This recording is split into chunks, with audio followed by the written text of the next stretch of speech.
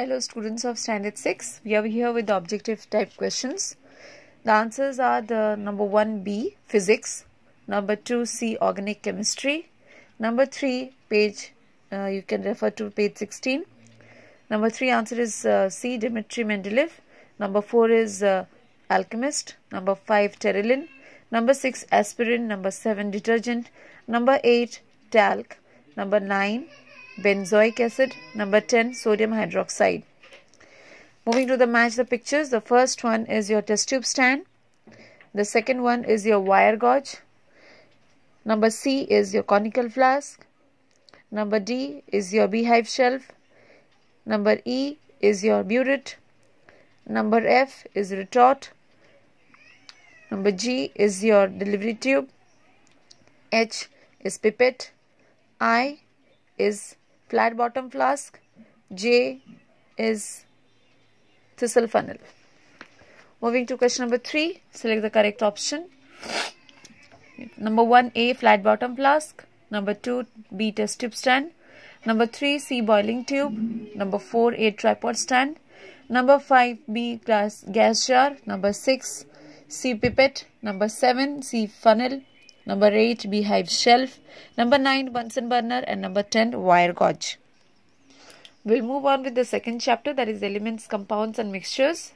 Here we need to classify the substances into two categories, that is pure substance and impure substance. But before that we need to have an introduction on the basis of this. Earlier we studied that matter is classified into living and non-living. Living includes plants, animals and microbes, whereas non-living can be classified into pure and impure. From those pure and impure, we are having classification pure based on elements and compounds and impure based on mixtures. It's the first time we are exposed to the terms elements and compounds. So what are actually elements?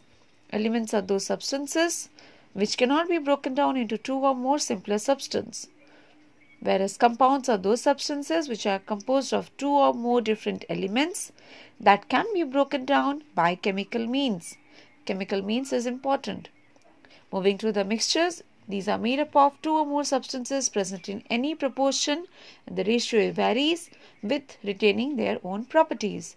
We'll deal about all these later on. Now moving to the next one, we'll be exposed to the various elements. In class 5, we must have exposed to the terms like oxygen, carbon dioxide, iron, silicon. These all includes metals and compounds. So here in this page, we will study the properties of gases, solids and liquids. Here, we will come across the various properties basically of physical in nature, that is color, odor, nature, density, solubility, melting and boiling point. Coming to color, we are having a lot of colorless gases like oxygen, hydrogen, carbon dioxide, nitrogen dioxide, ammonia, sulfur dioxide. Whereas we are having colored gases also like chlorine with a greenish yellow gas, nitrogen dioxide with a reddish brown gas.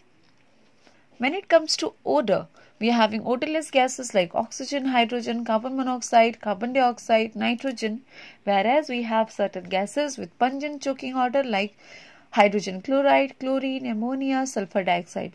Now how will you learn all these? You have to remember as name the following. For example, or fill in the blanks, like name 3 gases which are colorless in nature, or name any 2 colored gases mentioning their colors, name any 4 odorless gas, or name any gas which has pungent choking odor, etc. Or differentiate between oxygen and hydrogen with respect to odor, like this question might come. Or choose the correct one out, etc. Moving to the nature, some gases are poisonous like your chlorine, sulfur dioxide, ammonia, carbon monoxide, whereas some are non-poisonous like oxygen, hydrogen, carbon dioxide, nitrogen, hydrogen chloride, etc. Moving to density, there are gases which are lighter than air, that is hydrogen, ammonia. There are gases which are heavier than air like carbon dioxide, chlorine, sulfur dioxide. We also have some gases almost as heavy like oxygen, carbon dioxide, nitrogen, hydrogen chloride. Moving to solubility, some gases are highly soluble in nature like hydrogen chloride, ammonia, sulfur dioxide. Some are fairly soluble including carbon dioxide and chlorine. Some are slightly soluble in nature like oxygen, hydrogen, carbon monoxide and nitrogen. Moving to melting and boiling point, you need to read the definition which might come as reference, like temperature at which the solid just melts and change over to liquid. Okay, and boiling point, temperature at which liquids just start to boil and change over to vapor. Here we are going to add one term. We are going to add one term that is fixed. So melting point will be defined as the fixed temperature at which solid just melts and change over to liquid. Like melting point of ice is 0 degrees centigrade. Boiling point of water is 100 degrees centigrade. So it is a fixed temperature. Moving to malleability and ductility, these are two entirely new terms for you. So you need to learn the definition. So you must have seen iron, when it is beaten with hammer, it gets flattened off. That is, the ability of a substance to get hammered into sheets is known as malleability. And sometimes you can see drawing of wires for extension of electricity.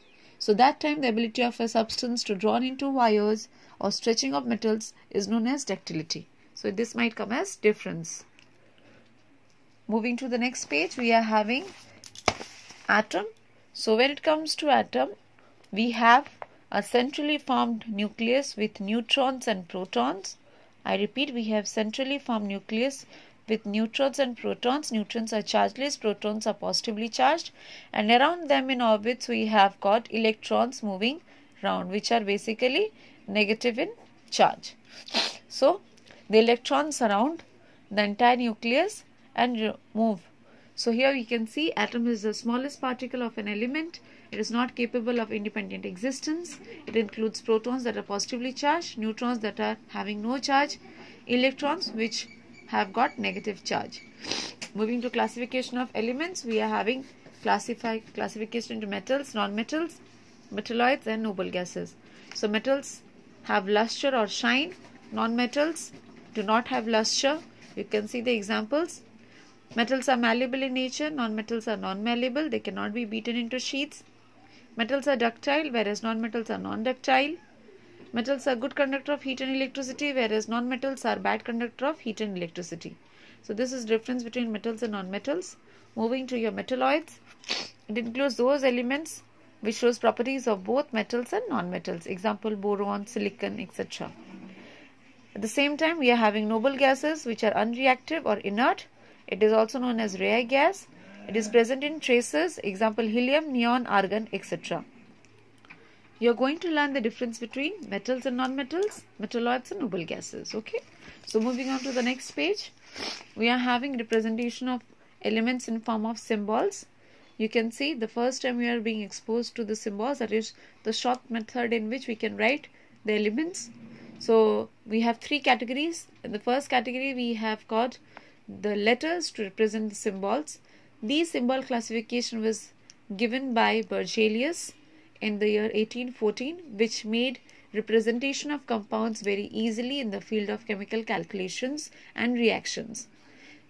So first one, we approved the first letter of few elements, but it was not accepted because we have C for carbon also, C for calcium also, C for chlorine, C for cobalt. So there we accepted only few elements with the first letter.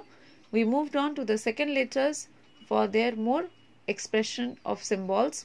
Like helium, we had hydrogen with H, so we took He for helium. We had C for carbon, so we took CO for cobalt, Ca for calcium. But later on again we took some elements derived from their Latin name. That is, your copper derived from cuprum, sodium derived from natrium. It is natrium, it is not natrum, it is natrium, Natrium.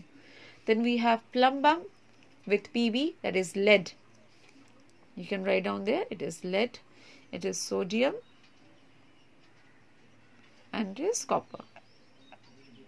Okay, it is given in the side, you can follow. Moving to the next one, we are having the list of elements. You have to learn this list by heart along with the symbols and their usage given here. So let us go through once. With potassium having symbol K with Latin name Kalium. Try to pronounce by yourself, it is Kalium. Sodium with Na, it is natrium. Calcium with Ca, it is calx. Magnesium with Mg, magnesia. Aluminium with Al, alumin. Zinc with Zn, zinken. iron with Fe, ferrum, lead with Pb, plumbum, copper with Cu, cuprum, mercury with Hg, hydrogyrum, silver with Ag, argentum, platinum with Pt, it has no Latin name, gold with aurum, Au. So where we use aluminium? We use these metals, aluminium in aluminium foil wrapping food items, we use iron in steel machineries, we use lead in the pipes, we use copper utensils, we use mercury in thermometers, and we use silver for jewelries. Okay, moving to the non-metals, we are having hydrogen with H, nitrogen with N, oxygen O, fluorine F, chlorine Cl, bromine Br, iodine I, carbon C, sulfur S, silicon Si, phosphorus P. We use fluorine or fluoride in toothpaste. We use chlorine as bleaching agent in swimming pools. We use phosphorus in matchstick. Moving to noble gases, we are having helium with He, which happens to these all includes gases. Neon with Ne, argon Ar, krypton Kr, xenon Xe, radon Rn. So these are the various noble gases present in our atmosphere.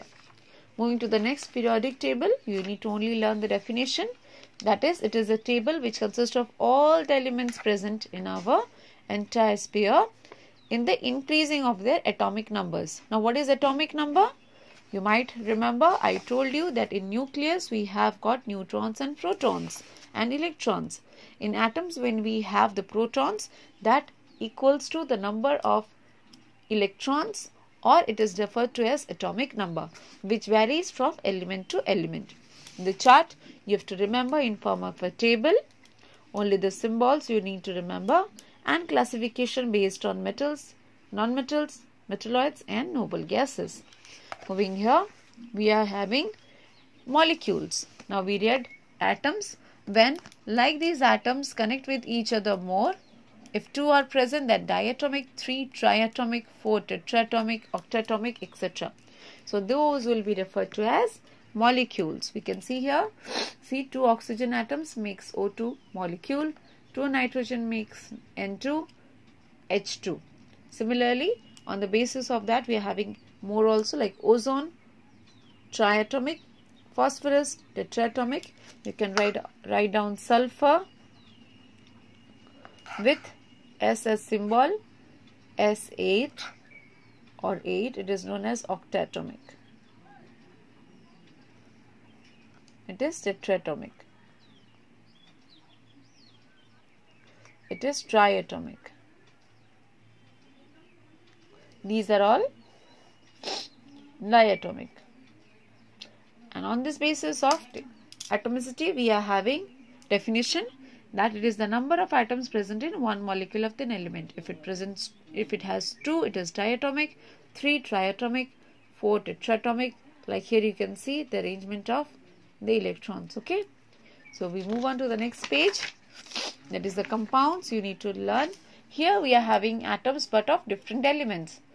Previously, when we had for same element, they are molecules. When we had different elements, it became compound. Like water, 1 oxygen, 2 hydrogen, H2O. Carbon dioxide, CO2, 2 oxygen. Here NO2, nitrogen dioxide, 2 oxygen, 1 nitrogen. Zinc chloride, 1 zinc, 2 chlorine. 1 calcium, 1 oxygen, calcium oxide. You need to learn the properties that elements in a compound are present in definite proportion. Wherever you go, the component of water will be hydrogen and oxygen present in ratio 2:1. They are having fixed definite set of properties which does not vary with place. For example, the properties of water are different from the properties of elements. Moving to the next one. Now, how you will know the properties of compounds are different to that of properties of elements? See, hydrogen and oxygen both are gases. Okay, both are colorless. Whereas water, you can see, and at the same time, water is in liquid form. So, the properties are different. Moving to elements in a compound, they cannot be seen by physical methods or separated by physical methods.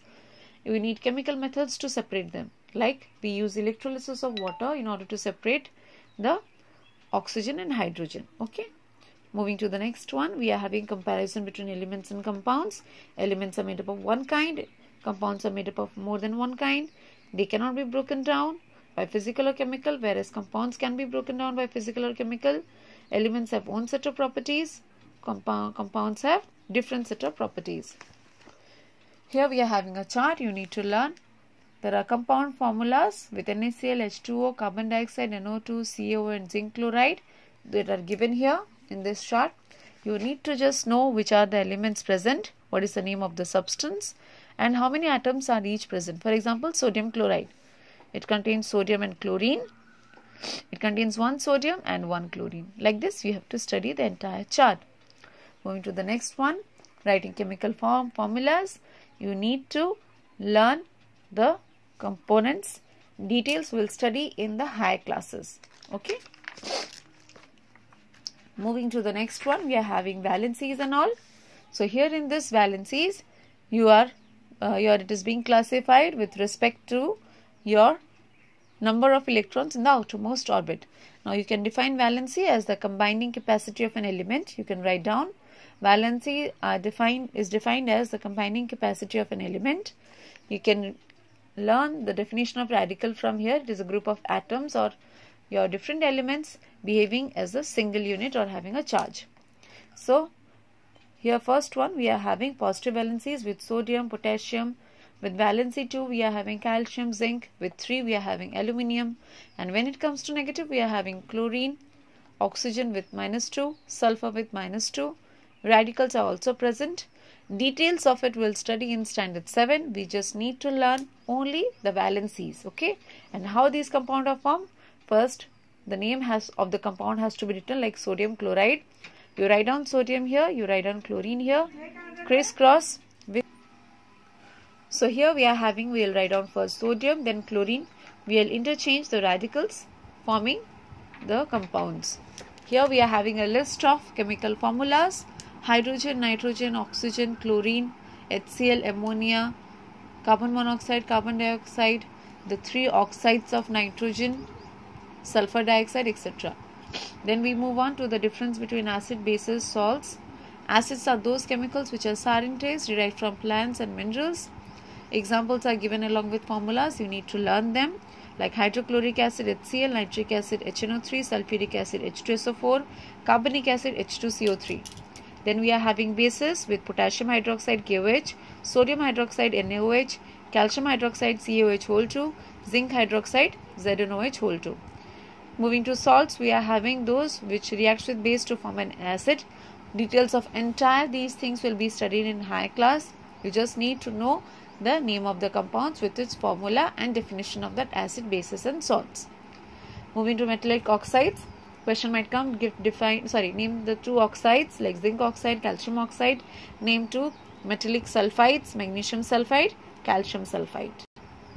So now we move on to the next solution for the objective based questions.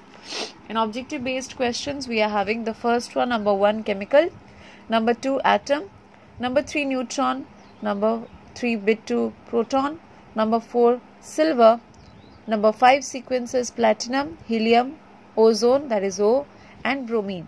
The next number 6 is nitrogen.